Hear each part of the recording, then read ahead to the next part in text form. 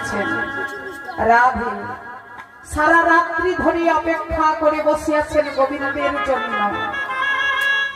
একবার চিন্তা করে দেখুন মা, এই পৃথিবীর সমস্ত ভক্ত ভগবানকে পাওয়ার জন্য কত রাত্রি বসে থাকে, কত রাত্রি জেগে সারা রাত্রি ধরে হরিবাসরে অপেক্ষা করে।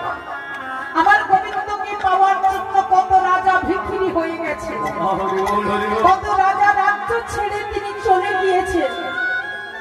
আজকে সেই গোবিন্দকে পাওয়ার জন্য রাধারানী সারা নিশি অপেক্ষা করে যখন সকাল হয়ে গেছে, আজকে তিনি কাঁদছেন।